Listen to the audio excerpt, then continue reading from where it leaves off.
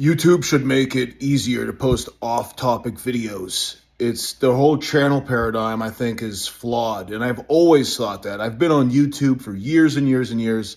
My main channel, I started in 2010. And it's always bothered me how, like, your username and your channel are one and the same. That shouldn't be the case, right? Like, your channel should be separate from you. You should be a YouTuber and you should be able to have multiple channels, each one about a different subject. The playlists should be channels so that a viewer of YouTube can subscribe to a playlist. And by the way, that's what a podcast is. A podcast is just a playlist. It's an RSS feed on the internet. And when people subscribe to a podcast, all they're doing is subscribing to a playlist that's publicly published, right? And so on YouTube, they should have it that I, Jim Kincaid, am a YouTuber.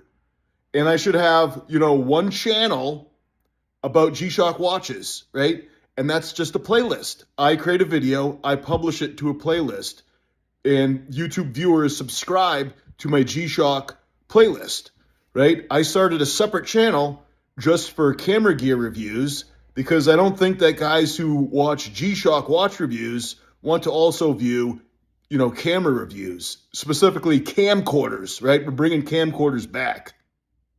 But anyways, that would be a whole separate channel. So I, Jim Kincaid, should have a second channel called Dad Cam that I access from my Jim Kincaid user. It's just a different playlist, okay?